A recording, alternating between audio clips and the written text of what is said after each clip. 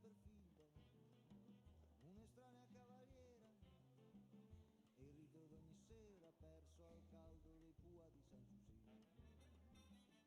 Che cos'è l'amore?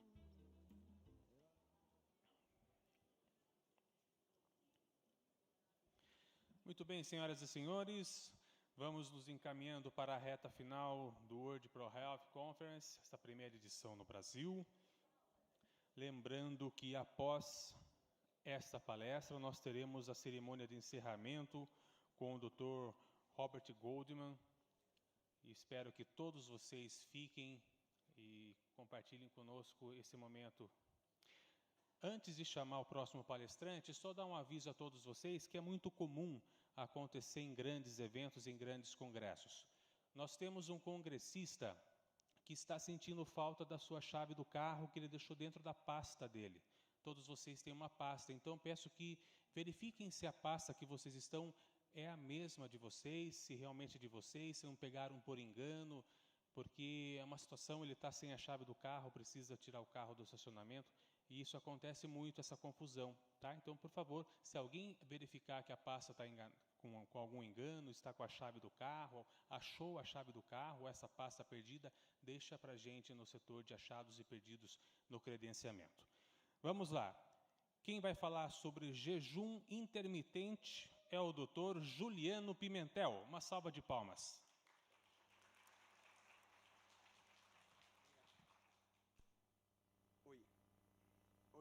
Oi. Bom, vou embaralhar com isso. Os sobreviventes que estão aqui até agora. Gente, hoje a gente vai conversar um pouco sobre jejum, tá? É um assunto que já foi, ainda é muito polêmico para alguns a gente conversou durante esses 2 dias, e a gente vai ter uma conversa para que, independente de qual seja o seu consultório, o tipo de paciente que você tenha, cabe aplicar jejum e você vai ter benefício com ele clinicamente. O grande problema é que a maioria das pessoas que tenta implementar o jejum dentro do seu trabalho no dia a dia chega a alguns paradigmas e alguns desafios. E será que ele vai conseguir gerar o resultado que eu estou querendo? Será que o paciente vai pensar quando eu mandar ele parar de comer? Ele vai achar que eu estou doido? Eu já passei por esse tipo de situação e não foram poucas vezes, mas assim, eu acho que já vai conseguir dar uma clareza para vocês nesse aspecto. Então, quando vocês me convidaram, quando eu recebi o convite para vir aqui no congresso e falar sobre a parte de jejum, não tem como a gente abordar jejum sem a gente pensar que hoje é algo global, tá? Jejum sempre foi e teve na humanidade inteira, e hoje é a base de todo o trabalho que eu faço com todos os meus alunos. A gente tem alunos em 52 países do mundo, e esses alunos, eles conseguem recuperar a saúde, tendo simplesmente hábito de vida saudável para procurar o consultório de vocês. Hoje eu não tenho mais consultório, estou fazendo meu doutorado, parei tudo, e o meu trabalho principal é mudar a mentalidade da população, porque hoje, se a gente pensar no Brasil, um dos maiores paradigmas que nós temos é que a população do Brasil, antigamente, quase todo mundo que está aqui pegou essa época, que a população era piramidal. Era uma grande taxa de natalidade, era uma base enorme, e depois ia mudando. Olha como é que já está mudando completamente. E a tendência, gente, é exatamente aquela. A gente está num país onde a população está envelhecendo. E nos próximos 9 anos, de acordo com o IBGE, a gente vai ter 10 milhões de brasileiros na idade de obesidade, de terceira idade. E essas pessoas hoje, elas já têm um grau de fragilidade da estrutura da saúde muito grande, que a gente viu com todas as palestras aqui até agora, e tem que ser uma abordagem multidisciplinar. Dentro desse quesito, um dos principais problemas que a gente tem com a senescência seria o quê? A pessoa, quando ela está envelhecendo, ela tem uma perda de massa muscular, ela vai ter uma redução do processo imunitário dela, ela vai estar perdendo inúmeros aspectos que a gente precisa trabalhar em conjunto, médico, nutricionista, educador físico, terapeuta, psicólogo. Por quê? Quantas vezes um paciente já foi procurar vocês e acabou desistindo do tratamento? Inúmeras. Chegou no seu consultório querendo músculo, queria tudo. Você passava, fazia tudo. Ele não conseguia comer a quantidade que ele tinha que comer para ter a quantidade de músculo que ele queria, mesmo com aporte hormonal. Ou então, você tem um idoso sarcopênico que está acamado e precisa fazer uma cirurgia cardíaca e não tem músculo para tal. E hoje o hospital está cheio desses. E a gente não tem por conta da síndrome da fragilidade. Basicamente, o cenário do mundo desde 1975, essa é a apresentação da obesidade no mundo e como ela foi se alastrando. Tá? Considerem simplesmente que esse gráfico, ele foi surgindo e esse paradigma cada vez mais, mediante o conforto que nós fomos buscando, e é o grande paradoxo que a gente vive, o conforto que a gente buscou dentro da nossa realidade para gerar resultado, para produzir mais, só foi gerando obesidade em escala mundial. Fato. Tanto que hoje todas as comorbidades que a gente tem em relação à obesidade, a diabesidade está lastrada pelo mundo inteiro. E a gente fala de medicamento, a gente fala de suplemento, a gente fala de inúmeros aspectos, que no dia a dia, se não houver o principal ponto que todo paciente crônico demanda, é adesão ao tratamento. E a maioria dos pacientes, não interessa se é hipertenso, não interessa se é diabético, eles não chegam a tomar nenhum remédio. Quantas vezes até esquecem até do suplemento. Por isso que muitos acabam indo para a via de injetáveis. E por aí vai, para fazer concomitante a terapêutica. E nesse contexto, o mais importante é que uma das coisas que mudou dentro do paradigma histórico da humanidade, quantas vezes a gente já ouviu aqui que tem que comer 3 horas? Quantos aqui foram formados ouvindo isso? Quantos aqui, só de ouvir falar esse assunto, fala assim, mas não é possível. E se a gente olhar esse gráfico, esse estudo, ele mostrou o padrão alimentar existente, tá? Nos Estados Unidos, primeiro, de 2 a 18 anos, tudo bem? E dentro desse padrão alimentar, com 28 mil crianças em épocas diferentes, em 1970, em 1990 e em 2006. Saímos de uma média de 2 a 3 refeições para 6. E olha o erro pré-analítico. Se aumentou muito o número de refeição, a população conseguiu comer mais, espaçadamente, e a população continua a engordar com o passar dos anos, tem alguma coisa de errado, pô. Vocês não acham, não? Porque eu acho. E se vocês pararem para pensar, ninguém na humanidade teria como chegar vivo aqui se tivesse que comer de 3 horas. Tá bom? Ninguém. Então, a gente vai mais além ainda. Acima, em adultos, eram 2 refeições em média por dia. 2. Eu cresci, meu pai era da roça. Ele falava, filho, às vezes eu comia um ovo na hora do almoço e jejum era normal. Quantas vezes aqui alguém foi para o trabalho e não comeu e morreu por isso? Não. Não morreu por isso. Quantas vezes você é criança, saiu, seu filho foi, fez tudo, brincava, chegava em casa, destruía a fruteira inteira, comia tudo, mas ele não estava com fome de manhã. Mas menino, você tem que comer. Você está deixando a última colher, aí você enfia a goela abaixo. Senão você vai ficar fraco, aí enfia a goela abaixo. Mas eu tenho hipoglicemia reacional, se eu não fizer. Já está todo desregulado desde o princípio. Começa por aí. Já está comendo um monte industrializado, um monte de porcaria, cheio de exomorfina, que estimula o cérebro dele a querer mais e ele acha que ele está com fome. Então, dentro desse quesito, a gente precisa de olhar o primeiro ponto. Se tudo que a gente tem feito para melhorar a saúde do mundo, a gente nunca, na humanidade, teve toda a tecnologia e todo o conforto que nós temos agora. Você, qualquer um que está aqui, tem mais conforto que qualquer rei que existiu até hoje. E a gente não consegue estabelecer um padrão mínimo de saúde na humanidade. E dentro desse conceito, a gente vai pensando o quê? Tem alguma coisa de errado. Mudou a alimentação, todo mundo abordou isso em alguma etapa. Qual é o eixo que faz a pessoa ter uma compulsão alimentar? Qual é o eixo e os gatilhos que o indivíduo tem para continuar? Abriu um pedacinho para comer só um pouquinho e quando viu, comeu tudo. O que está por trás do hábito compulsivo do indivíduo?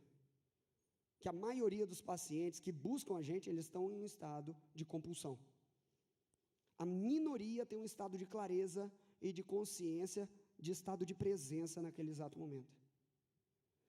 E aí, essas correlações em artigos, em papers, elas são naturais e vocês vão ver que, basicamente, continuando a conversa que o Murilo trouxe com maestria aqui, o que a gente ingere é a qualidade do que ingere. Se digerido e quando digerido, vai ter um efeito no nosso corpo, vai ter um efeito sobre a microbiota, vai ter um efeito sobre os nutrientes que vão estar entrando e que não vão estar entrando.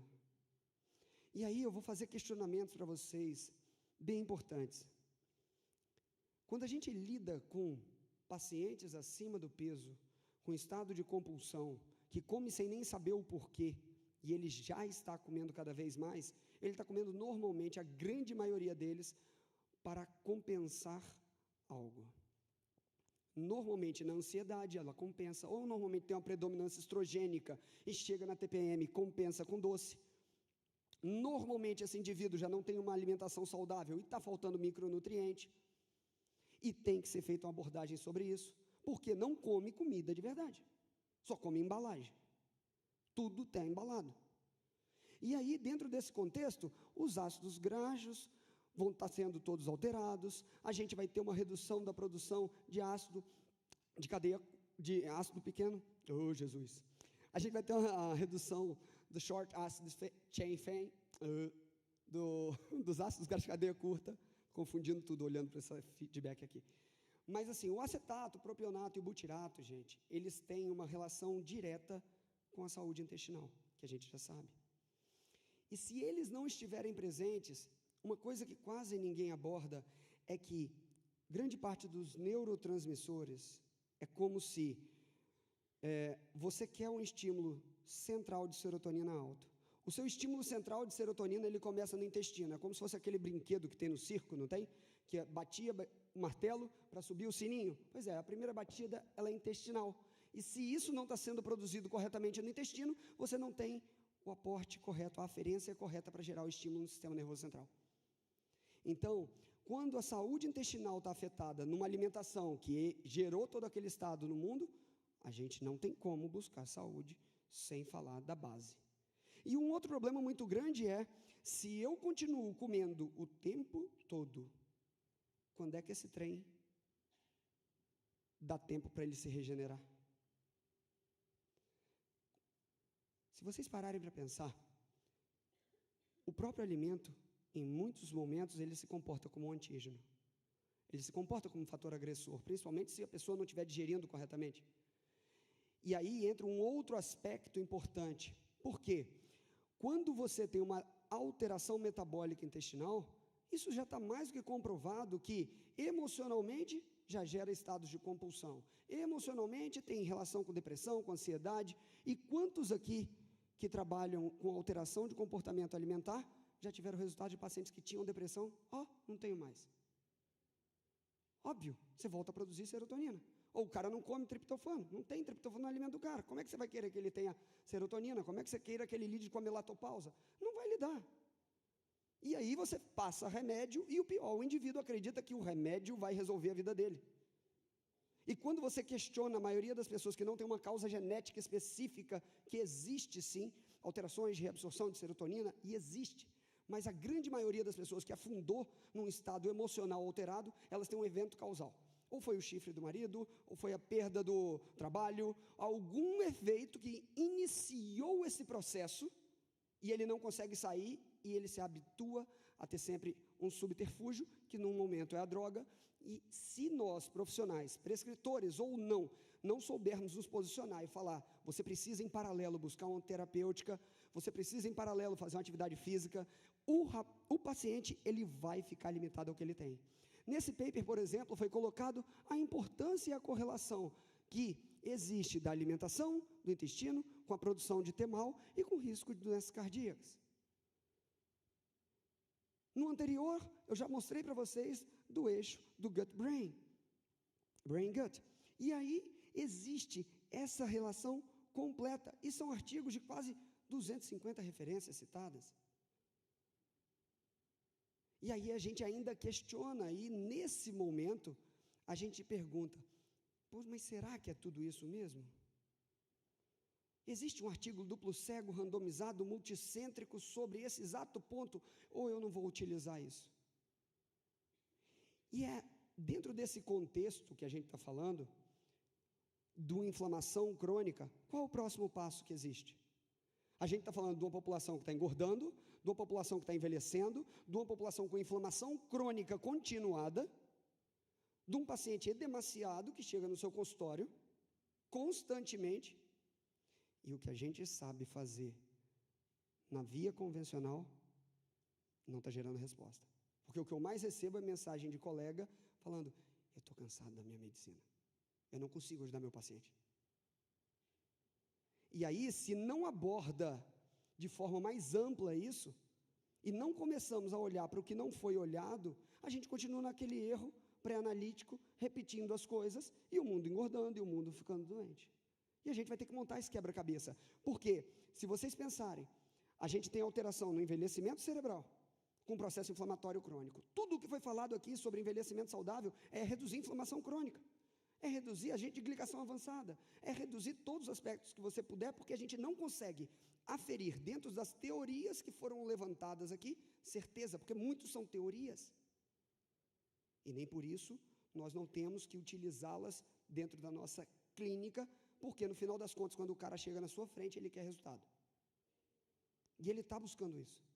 Então, quando a gente pensa nesse tipo de abordagem, de redução, de manutenção da barreira intestinal, da função das células de defesa, de desinflamar todo o corpo, para você conseguir atuar no quê? Reduzir a síndrome de fragilidade. Não tem como hoje, se a gente for conversar com cardiologistas que estão aqui, é um problema seríssimo, e pacientes que não tem jeito de fazer a cirurgia porque não tem músculo. Ah, mas vamos dar proteína. E quem disse? Quem trata de idoso aqui? Quanto ele aguenta comer de proteína? E quanto ele digere? Ah, não, mas então vamos dar também uma enzima digestiva. E o que você vai ficar dando em todo o contexto para fechar esse indivíduo? Porque a gente tem uma fragilidade, inclusive no nosso sistema digestivo também, quando vai envelhecendo. E aí a gente entra naquele ciclo vicioso. O indivíduo está inflamado, ele já está inflamado e está sem nutriente necessário, mas ele precisa digerir para absorver o nutriente. Ou eu suplemento e aí a suplementação vai ser para sempre. Mas como assim? Não, porque hoje a maioria escorrega e volta para o hábito ruim. Esse conceito de inflamassoma, ele entra para corroborar exatamente isso, tá? Quando a gente pensa na inflamação do inflammaging, tá? O inflamassoma, ele aborda tudo o que foi comentado de epigenética, tudo de como a sua alimentação relaciona com isso, tudo de como o estresse se relaciona com isso, tudo de como foi o dano macromolecular do que você ingeriu, que tipo de macronutriente você ingere, como que a molécula que você põe para dentro reage com o seu corpo, como que é a estabilidade das suas proteínas dentro do seu corpo. Elas se estabelecem bem? Elas têm uma homeostase? A proteostase do seu corpo está correta? Ou você está catabolizando tudo, porque você está inflamado? Vocês estão vendo como são questionamentos que a gente tem que ter quando você para com qualquer paciente na frente? E muitas vezes, dentro do dia a dia, isso não está dentro do contexto automático do profissional que está avaliando. E tem que entrar. E por que a gente pode falar isso? Porque a gente tem resultado mostrando que a população está cada vez mais doente. Alguém tem dúvida disso? É um paradoxo. A gente nunca teve o nível tecnológico que nós temos e nunca tivemos o nível de doença como nós temos.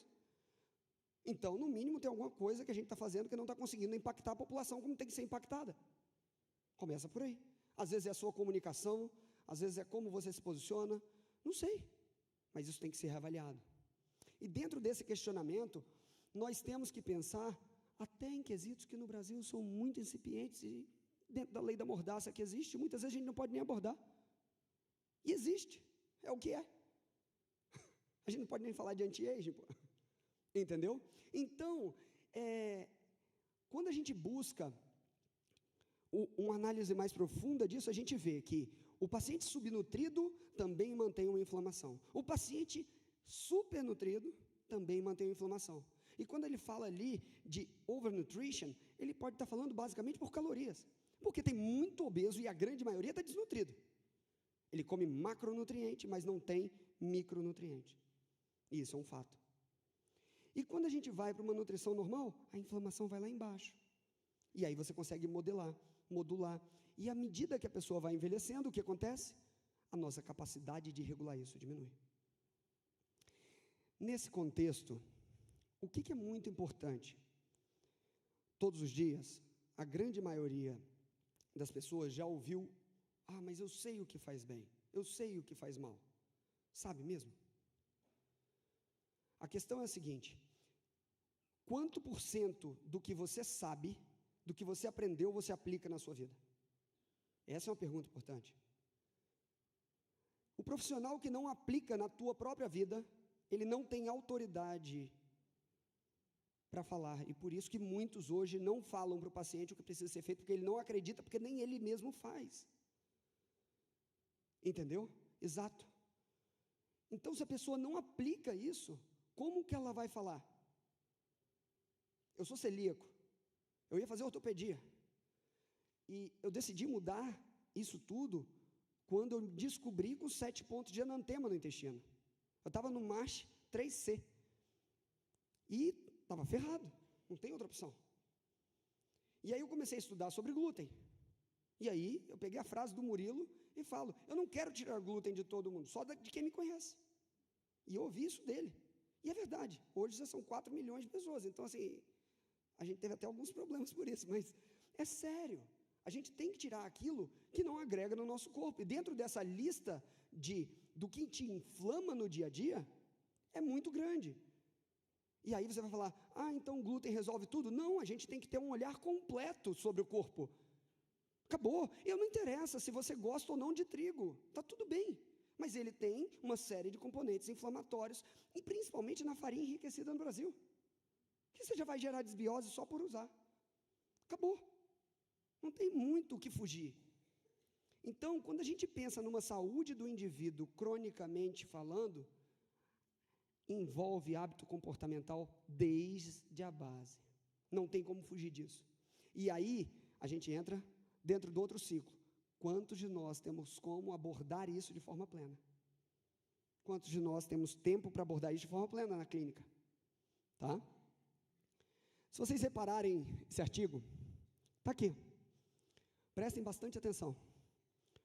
Obesos, idosos, gasto calórico deles, obesos, idosos, e dentro deste quesito, a taxa metabólica do indivíduo que ele treinava, lá em cima, mas aqui ele não conseguia, mesmo mantendo uma taxa calórica de ingestão semanal, ele não conseguia aumentar a taxa metabólica basal dele, com estímulo, porque reduz, porque ele tem o quê? Um imbalance alterado hormonal. Sem base hormonal correta, a gente volta para aquele mesmo outro ciclo. Não tem reposição, não tem modulação. Você vai arrumar só com o intestino? Não vai. Não vai. Você vai até determinado ponto, não tem como. E se esse indivíduo, ele não consegue alterar o metabolismo dele, o que a gente tem? Cada vez mais sarcopenia. Você não tem o eixo hormonal correto, você tem uma inflamação crônica instaurada, você tem uma baixa de testosterona, você tem mulheres que estão tomando anticoncepcionais, e tomam, e está tudo bem, eu estava conversando com um grupo de GO ali fora, e dentro disso ocorre uma série de bloqueios hormonais. E esse bloqueio tem efeito, tanto que a gente tem muitas falsas magras hoje, com uma percentual corporal de tecido adiposo absurdo, e com baixo músculo, e que tenta tudo e não consegue ajustar, porque enquanto não ajustar a base hormonal, não vai conseguir reverter isso. Não vai. E dentro do quesito da sarcopenia, a gente tem o estilo de vida sedentário, a inatividade do indivíduo. Uma das minhas formações foi fisioterapia. E dentro da síndrome de mobilidade, o indivíduo não consegue nem levantar. E se ele caiu, morre. E aí, perde mais músculo. Certo? Dentro desse contexto, gente, por que eu estou trazendo tudo isso para vocês? Porque esse é o maior medo de quem faz jejum. O que vocês já ouviram? Vou fazer jejum, eu vou perder músculo. Eu vou fazer jejum, eu vou perder músculo. eu vou emagrecer demais, vai sumir meu músculo, porque meu corpo vai consumir todo o aminoácido que eu tenho dentro do músculo. Bom, eu mais uma vez digo, nosso corpo não chegaria aqui se a gente dependesse dessa ótica. A gente tem 2 tipos de nutrientes que geram energia, carboidratos e gorduras, ponto. Proteína, ela não foi feita para gerar energia metabolicamente falando, quando a gente pensa, olhando o corpo como um todo. E ainda, dentro desse contexto, os fatores inflamatórios aumentados, a ingesta alimentar reduzida no idoso. Disfunção mitocondrial, por inflamação crônica, por alteração de aminoácidos, alteração de tudo. Lembra aquele ciclo vicioso? Não sabe onde começou e cada vez mais ele se retroalimenta. Alteração da resistência insulínica e baixa de hormônios anabólicos. Baixa testosterona, redução do GF1 e do hormônio de crescimento e alteração do DEA também. E nesse contexto, isso vai mais além. Quando a gente pensa, além disso, entra na anorexia, que alguns também têm na idade, por conta de depressão.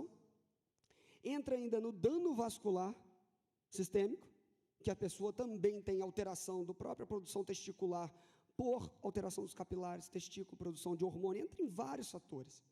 Mas, olha só o que acontece aqui. Aqui já também foi colocado o quê? Baixa da vitamina D. Hoje a gente sabe que a abordagem ela deve ser o mais ampla possível, porque a gente não consegue fechar, efetivamente, uma abordagem sobre uma doença de forma específica. E é o que a gente tenta até com medicamentos. E a gente não consegue. Você fecha uma via metabólica.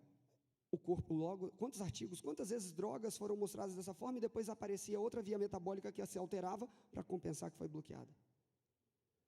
Então, se a gente não fizer a mudança de estilo de vida com uma percepção direta sobre o paciente no resultado que ele busca, a gente vai continuar tendo resultado limitado. Por que eu estou falando isso? Porque hoje, simplesmente com mudança de hábito, eu tenho centenas, eu tenho milhares de casos de pessoas que perderam mais de 40 quilos, pô.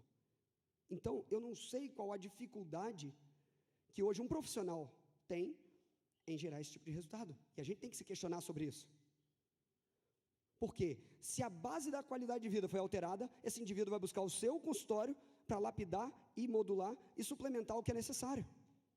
Porque ele ajustou a base. Agora, se a base não for ajustada, você não vai, tudo que você fizer vai ser tapar buraco. É secar gelo. Literalmente. E aí, a gente vai para a sarcopenia obesogênica. Com dislipidemia, com alteração da atividade física, com inflamação, com estresse oxidativo, com todos os fatores sendo relacionados para manter o indivíduo dentro deste patamar. Ele tem um nível inflamatório de gordura visceral que vai fazer o que com ele? Se retroalimenta sozinho. Já foi falado da estrona, já foi falado do potencial inflamatório dela, do potencial cancerígeno dela, e isso não para. E se a gente não fizer um olhar muito específico, por que hoje no Brasil a gente tem mais de 55% da população com sobrepeso? E normalmente com hipertensão e diabetes e as doenças associadas a ela. E quando a gente pensa na inflamação crônica muscular, ela está relacionada em qual base?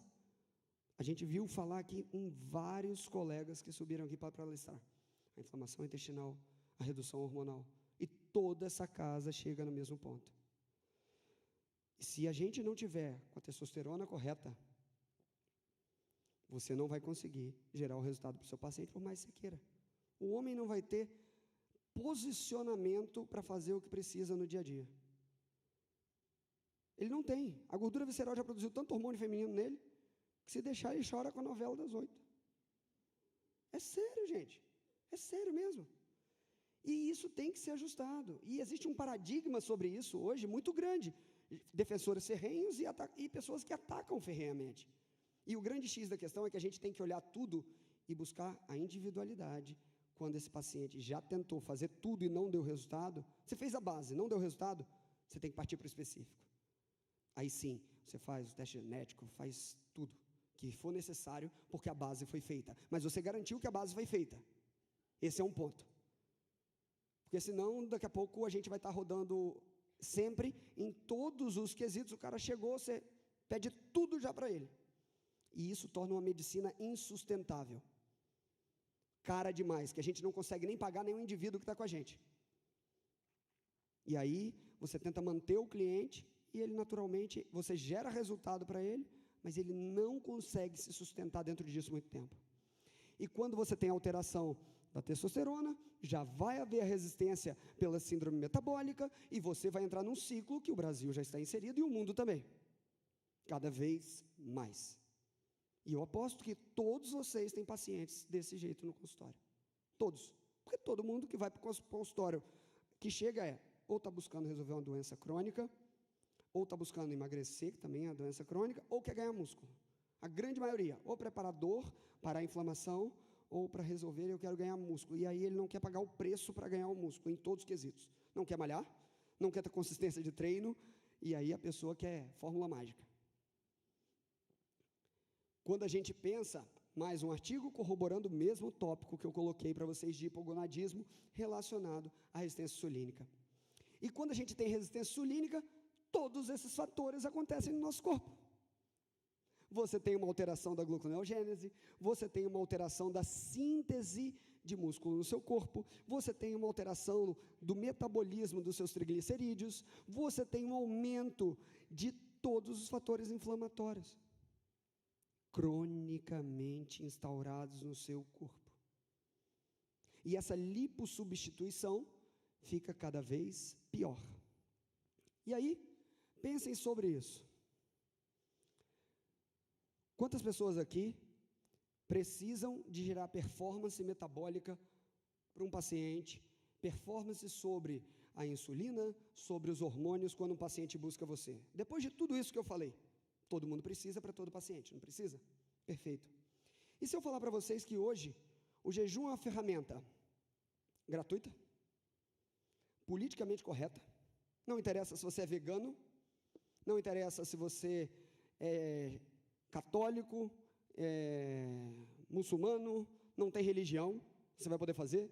Se você é onívoro, qualquer que seja a sua filosofia, existe desde os primórdios até hoje em dia. E todo mundo faz, e já fez.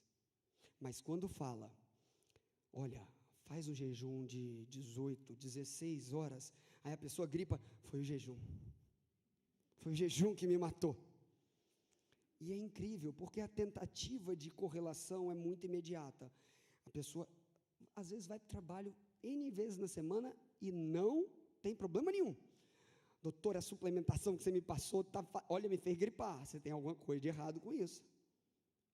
Quem aqui nunca ouviu isso? É normal, o ser humano ele cria associação mediante cada mudança de comportamento. Tá? E dentro desse contexto, o que vocês acham que acontece? A gente tem uma mudança da performance da insulina, a gente tem uma mudança da sensibilidade da insulina, da produção de insulina, a gente tem uma mudança da sensibilidade da insulina no músculo, a gente tem alteração da quantidade do metabolismo de glicose que é utilizado, porque você começa a ter um predomínio de cetoadaptação. E aí,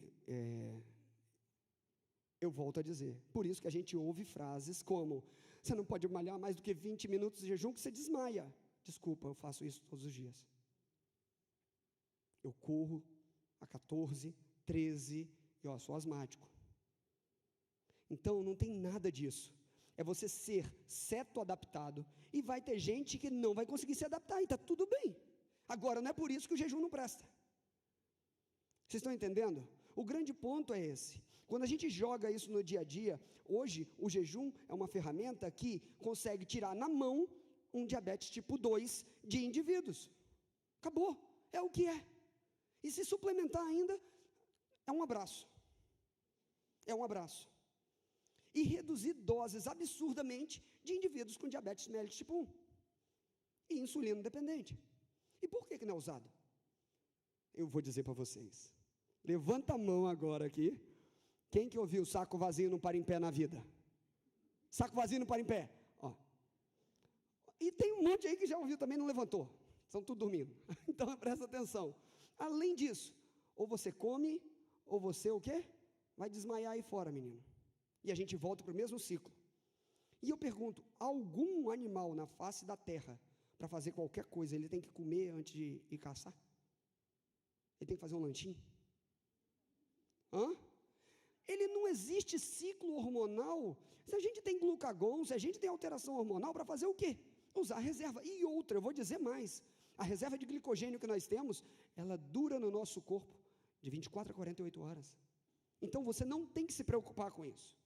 O grande X da questão é que quando você começa a lançar mão desse metabolismo, você começa ao mesmo tempo a ativar a via de oxidação de gordura. E é o que a gente quer. E a pessoa não quer perder músculo com isso. E dentro desse contexto, a maioria dos estudos são feitos no Ramadã. Se vocês quiserem achar artigos sobre jejum, vocês têm que buscar utilizando no Ramadã. Porque eles fazem sempre. É o estilo de vida deles. E eles têm alteração do jejum não só metabólica. Eles têm alteração comportamental. Eles têm alteração em todos os aspectos por conta dos preceitos que eles ligam à implementação do Ramadã. E quando a gente pensa, aí vão falar, mas fazer jejum vai baixar seu hormônio.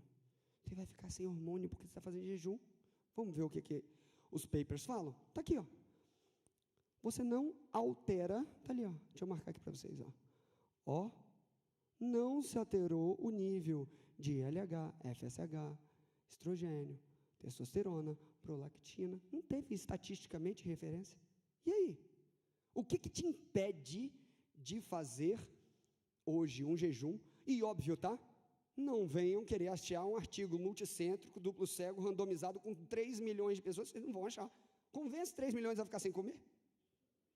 Você não consegue ficar sem o coffee break?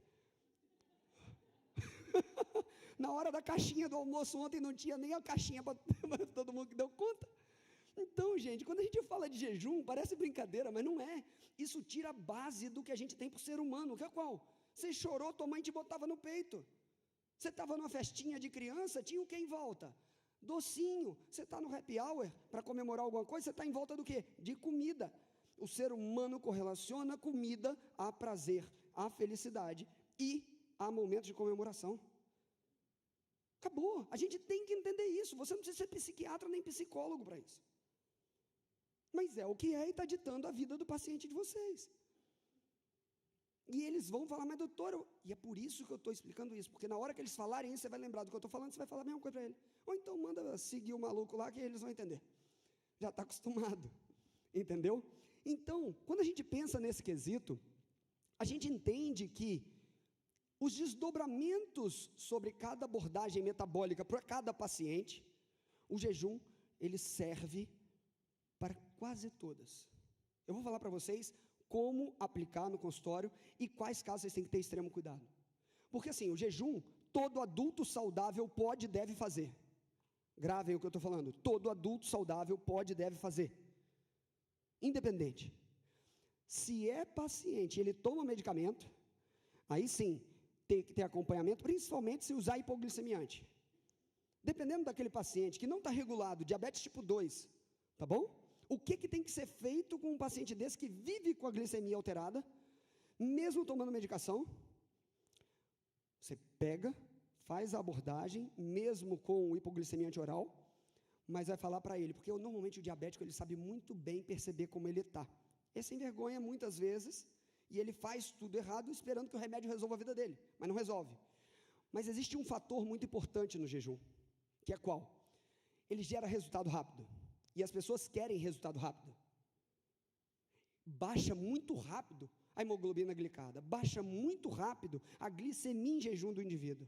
Em 3 meses, você baixa muito a hemoglobina glicada do indivíduo fazendo jejum, coisas que a medicação não faria, que o pão integral não faz. Não vai fazer, e o pior, tem um monte de gente que passa pão integral, e está tudo bem, sua consciência é seu guia, mas depois do que você está ouvindo, você continuar fazendo isso, a farinha de glúten vital que é usada no pão integral, aumenta a quantidade de glúten dentro do pão, e aí você tem potencial inflamatório. Eu não estou falando de glicemia, eu estou falando de potencial inflamatório intestinal. Então, a gente tem que olhar de forma mais ampla as coisas, tá? E vamos seguindo. Vamos lá? Ó, o efeito do Ramadã no estresse em neurohormônios em mulheres com síndrome do ovário policístico. Pessoas que têm problema de síndrome do ovário policístico, elas têm uma dificuldade, uma maior tendência já a toda alteração do metabolismo de lipídios, de carboidrato, e ela tem este problema já no dia a dia. Se vocês pensarem, esse método aqui, esse artigo foi feito com 40 mulheres, tá? E, na verdade, o que se buscou aqui? Esse artigo simplesmente queria saber se eles iriam ter o benefício do uso do jejum para modular essas mulheres no dia a dia, quais os benefícios que elas teriam. Reduziu os fatores de estresse hormonal? Não reduziu? Vocês vão achar artigos que vão falar que reduz testosterona, vocês vão achar artigos que não vão falar que não reduz. Principalmente os que vão reduzir, são artigos de jejum mais prolongado. Tem artigos de jejum, gente, com pacientes que ficaram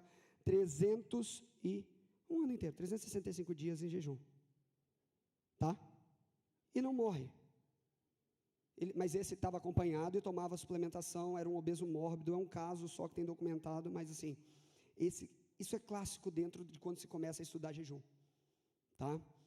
Então, o que a gente precisa de entender é que os níveis, tá, de FSH, de LH, de endorfina, todos os níveis de cortisol, quando o jejum é a curto prazo, ele não vai estar alterando de forma significativa. Não vai. Entenderam? Não vai. É fisiológico. É fisiológico.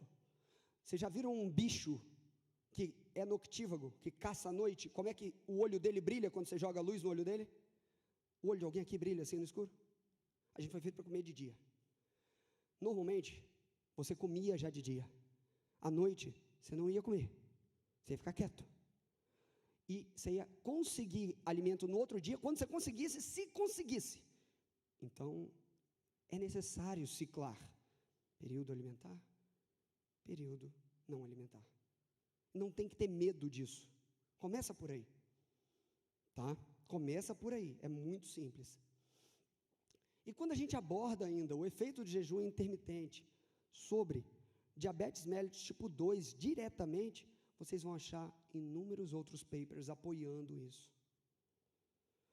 Agora, dentro desse quesito, é sempre necessário ter o cuidado. E quando o indivíduo falar, eu estou passando mal, eu estou me sentindo mal, manda ele comer.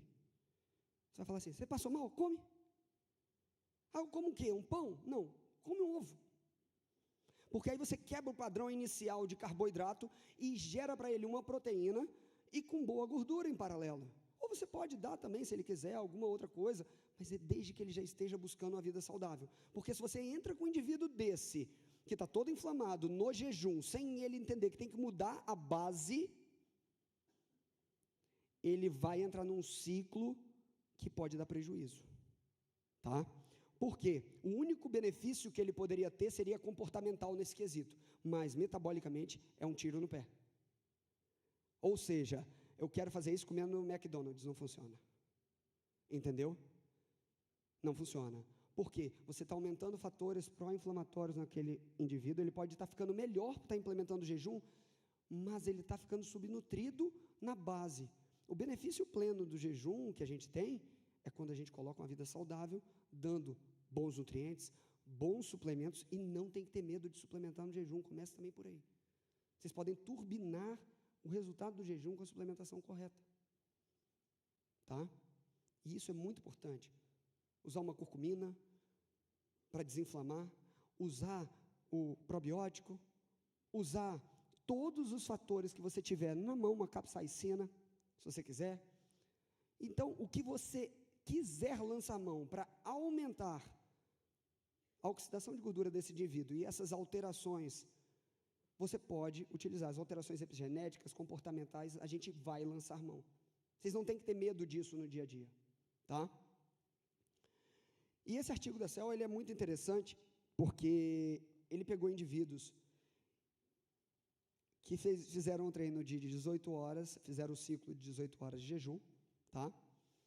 e eles fizeram um treino normal de ganho de músculo e botou o pessoal que fazia alimentação normal, 12 horas, e olha lá, tá? Eles dividiram ali o indivíduo com a alimentação inicial no café da manhã, almoço e janta, com espaço de 12 horas, e os outros reduziram dentro da janela alimentar, tá? De 6 horas. Lembra que a gente perguntou da insulina, do diabetes? Quantos remédios a gente dá para ter esse tipo de resultado no paciente?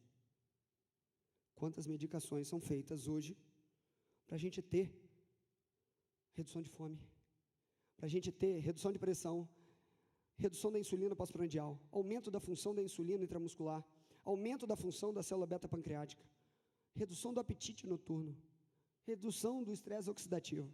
Ai, mas vai aumentar meu triglicéride circulante. Lógico, ele está usando como combustível. E aí é um dos cuidados que a gente tem que ter.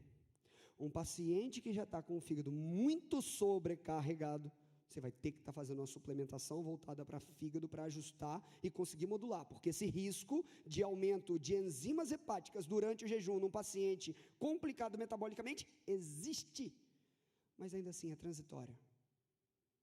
É transitório e se reverte.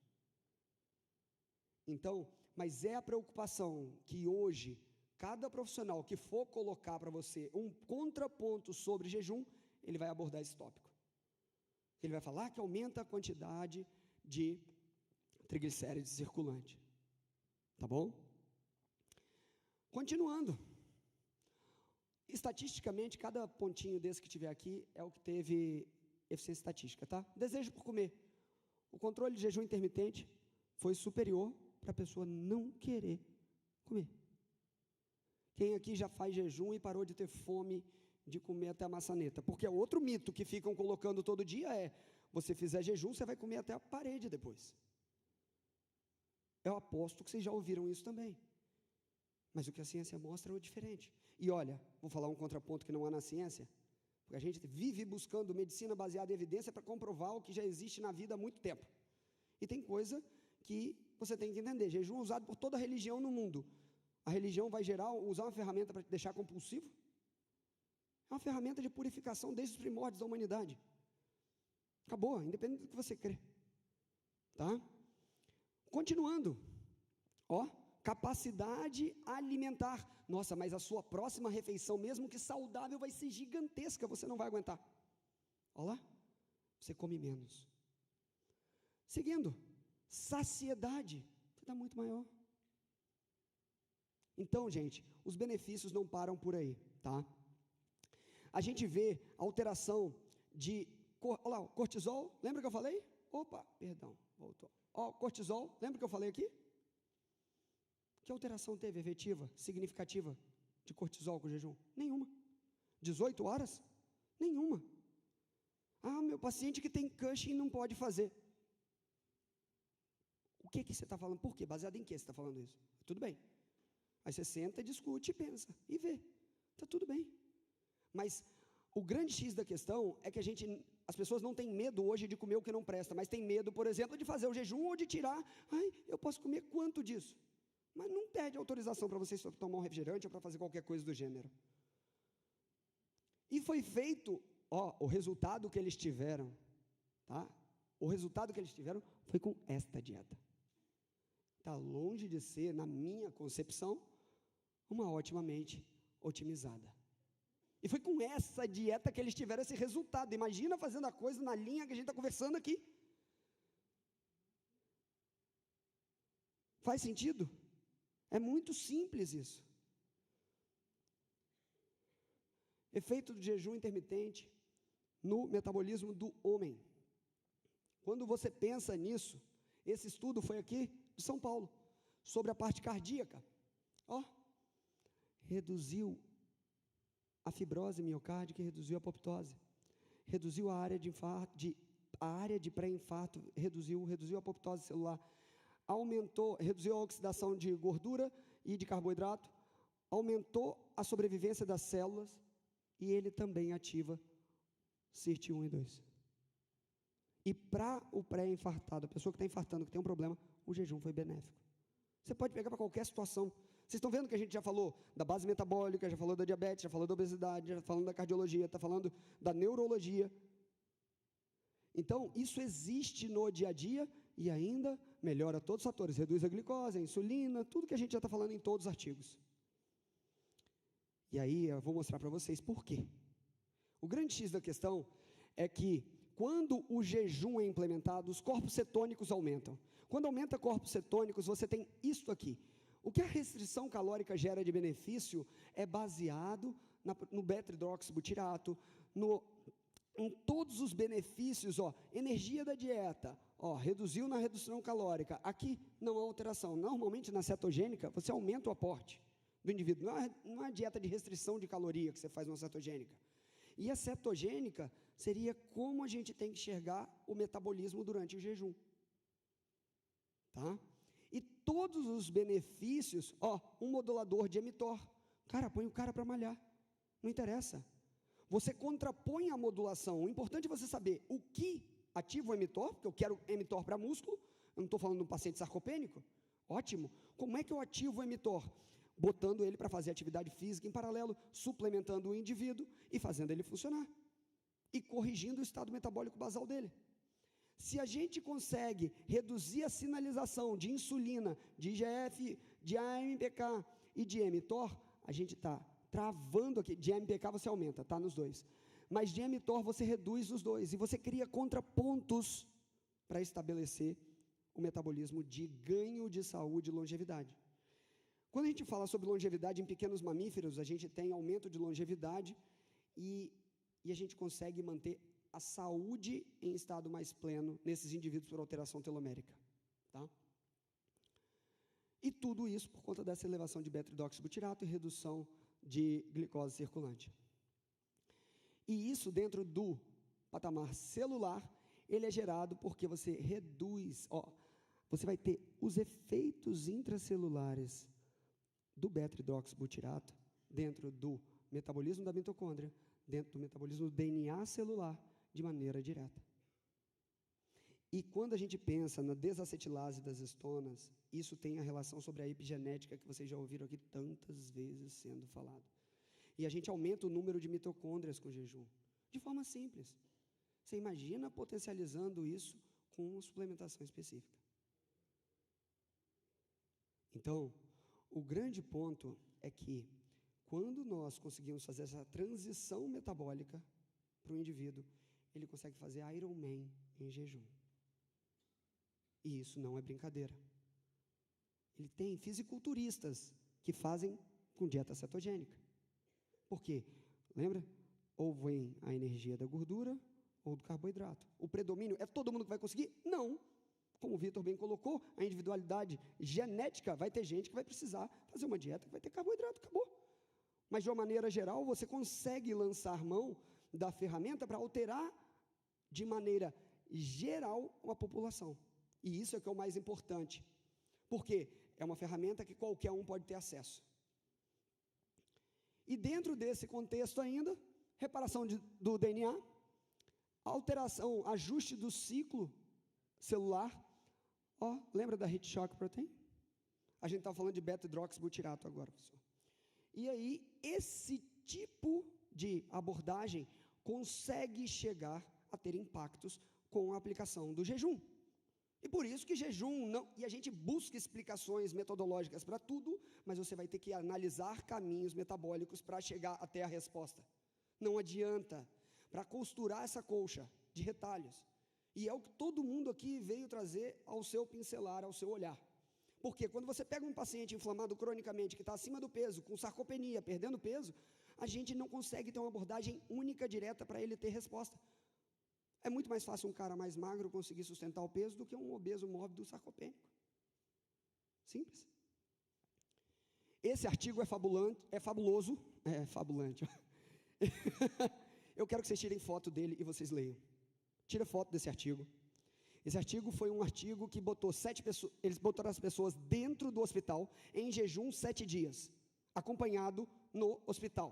E fizeram uma análise do metaboloma deles 7 dias em jejum. E eu trouxe aqui um dos pedaços que é importante para mim. Eu botei uma coisa que eu acho muito importante, todo o perfil de aminoácidos que eles viram durante o jejum, porque o que falaram para vocês? Vai consumir músculo, você vai perder músculo, porque vai mudar, vai chupar todo o seu aminoácido. E aí, está ali mostrado.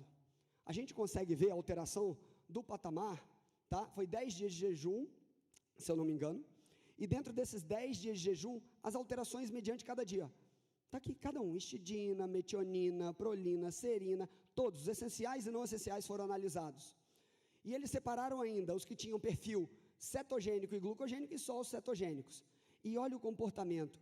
Quando o nível plasmático de leucina elevou do segundo, terceiro, quarto, até o quinto dia, ele elevou dentro da circulação, porque o corpo estava demandando. Aí eu faço uma pergunta para vocês. Tá ótimo, Juliano, mas onde você quer chegar com isso?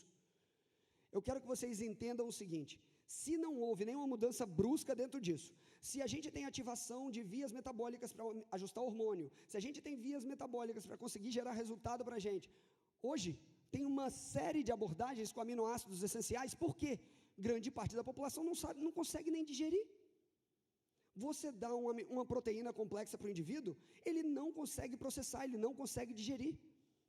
E aí, eu te pergunto, um idoso, um neuropata, um paciente que está precisando, ou um atleta, o que absorve mais rápido? Um aminoácido essencial, porque hoje existe uma outra abordagem dentro dessa questão de aminoácidos essenciais, que o que determina o aporte celular de aminoácidos são os aminoácidos essenciais. Os aminoácidos essenciais, a leucina, já foi extremamente falado aqui, triptofano, fenilalanina, lisina, treonina, todos foram abordados.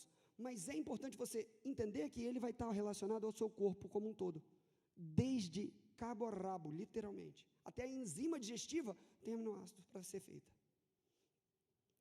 E quando a gente pensa na síntese de proteínas de músculo, com o uso de um aminoácido, um mix de aminoácidos gerais e um mix de aminoácidos essenciais, o que você consegue? A síntese proteica e o net balance. O que você fez de síntese, o que você perdeu e quanto ficou. Olha a diferença que existe quando só faz o aporte de aminoácido essencial. O que determina a entrada de aminoácido não essencial dentro do músculo é o nível de aminoácido essencial que você tem. Então, não adianta só você dar 1, 2 ou 3, e precisa ser numa proporção equimolar para que você tenha uma absorção. Mas, Juliano, existe isso? Existe. E quando a gente busca ativação de mTOR, existe comparação? Existe. Se vocês repararem agora nesse paper, dá uma olhada. Cada setinha daquela foi uma biópsia sendo feita. E isso aqui as marcações sorológicas. Usou-se o placebo, está aqui, 180 minutos, está aqui embaixo. Ó, aminoácido essencial, tá, pá. Ó, BCA, aqui em cima, beleza. E leucina isolada, aqui. Vamos para o próximo. Olha ali, ó. Conseguimos fazer isso aqui fluir dessa maneira. Olha o que aconteceu quando foi o nível de isoleucina, quando se deu todos, cada um isoladamente. Placebo, não mudou em nada. Aminoácido essencial, lá em cima. BCA, lá em cima. E leucina isolada, baixou o nível de isoleucina na célula. Ou seja, você deu a leucina e baixou a isoleucina na célula, porque ela quer se ajustar dentro do nível de otimização metabólica que cada célula tem. E aí a gente vai ainda, nível de valina, e foi feito isso com cada um deles. Cada um deles. E presta atenção, o que leva todos a serem absorvidos na célula? A maior disposição de todas as ferramentas que ela precisa e a gente não produz. Aminoácido essencial. E dentro desse quesito, quando você coloca ainda o estímulo de enzimas para gerar músculo, como já foi bem colocado agora pelo Gerelli. Está aqui, tudo mostradinho. Ó, aminoácido essencial, superior a BCA, superior a leucina isolada. Quando a gente pensa ainda em mTOR, quando a gente pensa em AKT, quando a gente pensa em todas as estruturas de síntese, a gente precisa fazer uma avaliação. E qual foi, no final das contas, o que se chegou e se entendeu? Eu fiz questão de pedir para a minha equipe montar essa imagem, que basicamente você precisa de ter uma base para que o barril fique cheio. Se você tiver, vamos supor, com ela aqui embaixo, que foi o que o artigo mostrou, você vai ter vazão dessa água e sua capacidade máxima de função reduz. Então, o que está determinando a entrada de aminoácidos no seu corpo? É exatamente isso. E dentro do artigo, a gente teve essas abordagens. O aminoácido essencial na síntese proteica foi superior ao BCA, e inclusive a leucina. Tá? E aí você pode falar, mas a síntese isolada só de aminoácido essencial gera diferença para idoso e para jovens? Com números pequenos, também gera. Só que o potencial do jovem é muito maior de ativação do mTOR do que do idoso, por conta da carga hormonal que a gente falou no início também. Mas o aminoácido essencial também se mostrou eficiente nisso. O impacto da suplementação de aminoácido essencial em pacientes prostrados, inflamados metabolicamente, pacientes que estão com doenças críticas, terminais. Ele não está... Voltamos para a mesma base. Se o indivíduo não digere, como é que você dá para ele algo que vai demandar um gasto dele maior ainda? É melhor você dar aquilo pronto para já absorver. É o que a gente está buscando, biodisponibilidade em tudo que a gente coloca. Tá? E ainda, a gente vê a questão de síntese proteica, pós-absortiva, e de qual a diferença de aminoácido essencial e de whey. Simples. Por quê? Porque grande parte da população está inflamada, grande parte da população não digere, e você não pode garantir isso. Quando a gente pega,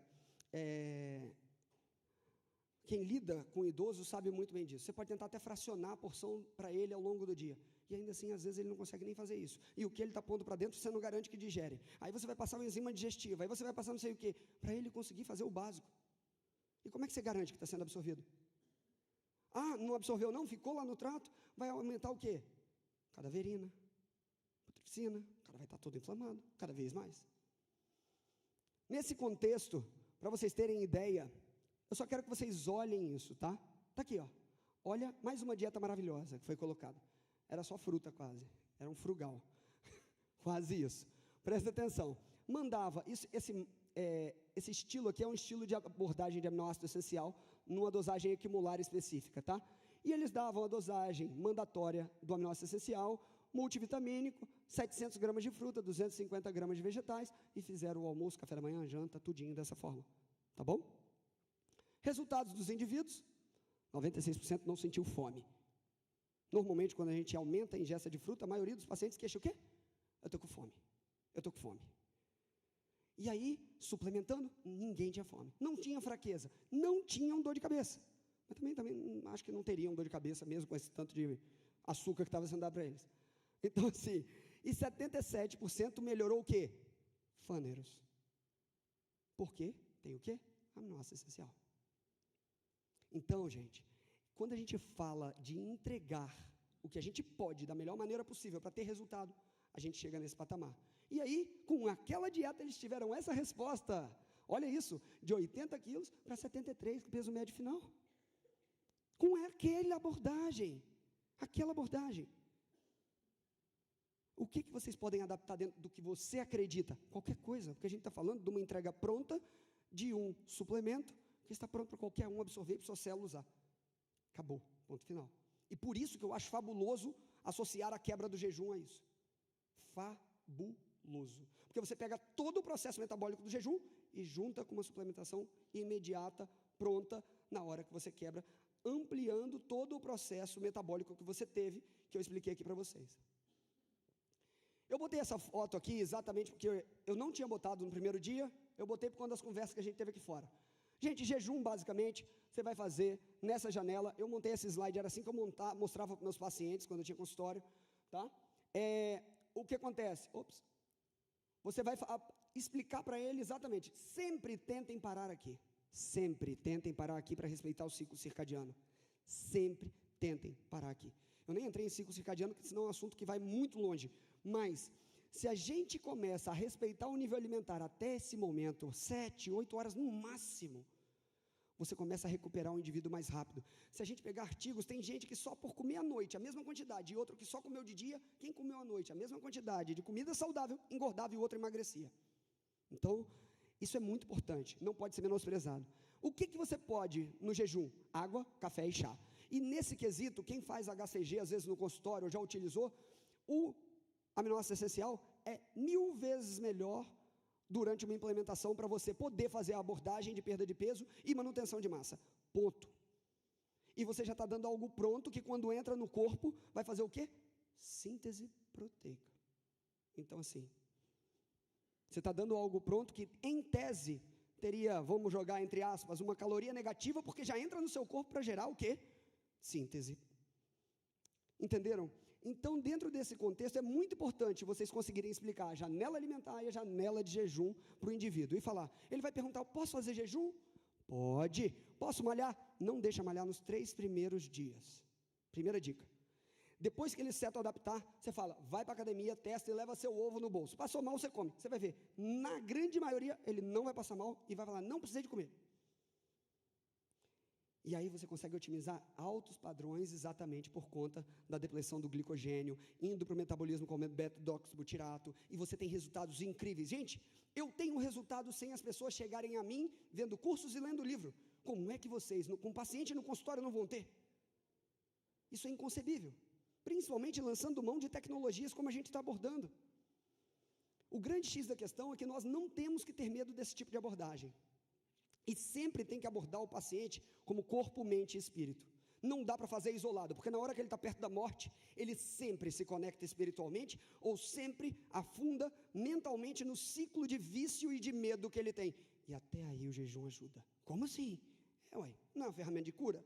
Não é utilizado desde os primórdios da humanidade? Mas que artigo existe para isso? Olha só como é que é boa a coisa. Eu achei esse artigo há pouco tempo, fiquei super feliz. E é brilhante, falando de psiquiatras chineses que utilizaram o jejum para quebra do bloqueio de padrões de medo, e as pessoas foram analisadas que, em jejum, você conseguia reduzir a aquisição de medo. Você conseguia tirar e extinguir medos e manter esse medo reduzido por até 6 meses. Nossa, é nossa. Então a gente está falando de aspectos que vão mudar a vida da pessoa que fizer completamente. Porque a pessoa, o que impediu vocês de fazerem qualquer coisa na vida de vocês? Medo. Se você tivesse a certeza plena que daria certo, você teria feito 100%. Qualquer um que falar outra coisa, está mentindo. O que te impede de fazer algo é medo. E aí o ego não deixa você assumir isso, mas está tudo bem. Então, gente, é importante ter esse tipo de abordagem e entender que uma ferramenta simples dessa pode transformar a clínica do paciente de vocês. Completamente. E a maioria dos profissionais que têm segurança sobre isso é porque não viveu isso. Então, vivam isso primeiro para implementar. E essa determinação de passado sobre o presente e o medo do futuro é exatamente o quesito que a gente tem que abordar. Porque uma pessoa com um trauma passado, ela projeta isso no presente, e o medo que ela tem, que ela não vive o presente, ela tem medo do futuro que nem aconteceu baseado no trauma do passado. Complicado, né? Mas é isso aí. Tá bom? Então, pessoal, essa frase aqui foi no meu processo mais prolongado de jejum que eu tive na minha vida, foram de algumas semanas, eu não entro nesse mérito. E no final, veio muito claro para mim, toda identificação gera limitação. Mas como o mestre Yoda falando, toda identificação, limitação gera. E independente do que você acredite, a gente tem que juntar a mentalidade de cada um, o efeito especialista de cada um para juncionar uma melhora da saúde da humanidade. É isso que a gente tem que fazer aí do nosso paciente. É porque eu sou meio maluco, eu falo para a humanidade, então assim. Fora isso, gente, o que eu queria entregar para vocês, se vocês quiserem ler um pouco mais, eu tenho um livro que eu lancei com meu amigo, tem até parte da medicina Ayurveda, que é o Saúde Plena, e tem um livro também que é o Yoga para a Saúde, tá? Onde a gente aborda essa forma mais ampla de olhar o corpo e o ser humano, além de ter uma ciência baseada no metabolismo, em aspectos específicos, para que vocês consigam implementar isso no dia a dia. E, para finalizar, essa é a base que muitos colegas que subiram aqui, que são brilhantes, às vezes ainda saem do consultório de madrugada. Sabem que o ciclo circadiano tem que ser obedecido. E a gente, para trabalhar, olha lá, os homens perdem a saúde para juntar dinheiro, depois perdem o dinheiro para recuperar a saúde. E por pensarem ansiosamente no futuro, se esquecem do presente, de forma que acabam a não viver nem o presente, nem o futuro, e vivem como se nunca fossem morrer, e morrem como se nunca tivessem vivido. E é isso que dita hoje a maioria de nós. Então, assim, basicamente, eu agradeço vocês por terem me ouvido, obrigado pelo carinho, espero que vocês tenham concebido o jejum e utilizem dentro da clínica de vocês, e entendam que toda suplementação é válida nesse processo, desde que você tenha um raciocínio lógico para corroborar essa suplementação. Não precisa ter medo disso. Obrigado.